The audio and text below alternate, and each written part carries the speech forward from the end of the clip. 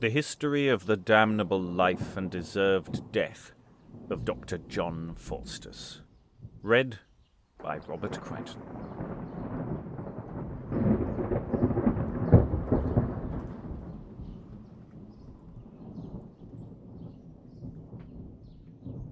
Chapter 16. Another question put forth by Doctor Faustus to his Spirit Mephostophiles of his own estate.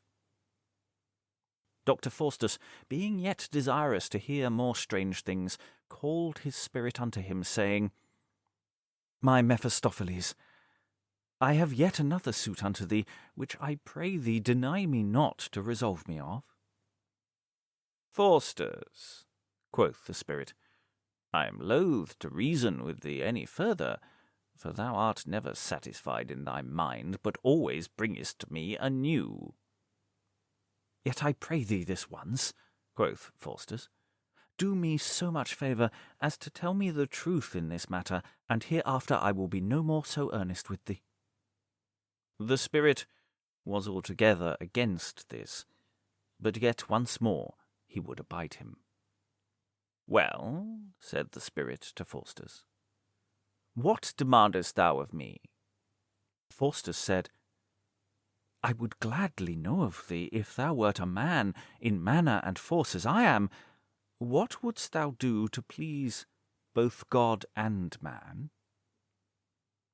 Whereat the spirit smiled, saying, My Faustus, if I were a man as thou art, and the God had adorned me with those gifts of nature as thou once hadst, even so long as the breath of God were by and within me, would I humble myself unto his majesty, endeavouring in all that I could to keep his commandments, praise him, and glorify him, that I might continue in his favour, so were I sure to enjoy the eternal joy and felicity of his kingdom. Faustus said, But that I have not done. No, thou sayest true, quoth Mephistophiles, thou hast not done it.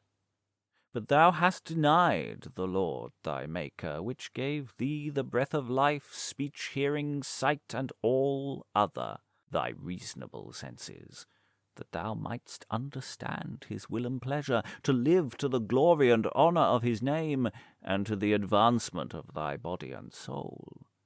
Him, I say, being thy Maker, hast thou denied and defied. Yea, wickedly thou hast applied that excellent gift of thy understanding, and given thy soul to the devil.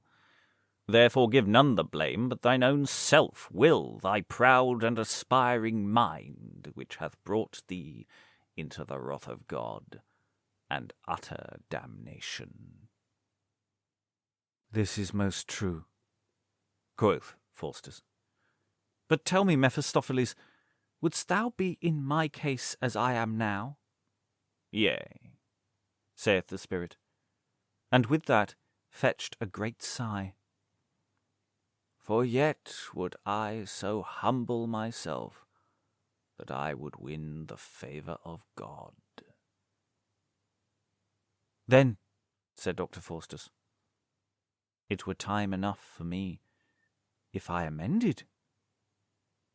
True, said Mephistophiles, if it were not for thy great sins, which are so odious and detestable in the sight of God, that it is too late for thee, for the wrath of God resteth upon thee.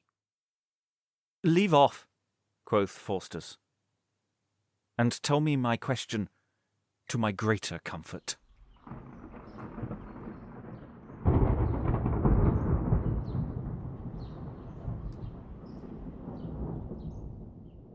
You've been listening to The History of the Damnable Life and Deserved Death of Dr. John Faustus, read by Robert Crighton. There is more from Faustus on our Patreon, where there are exclusive exploring sessions where we take a deep dive into the text, and early access to other chapters of the book. There's also extensive work available on the play adaptation by Christopher Marlowe and other hands.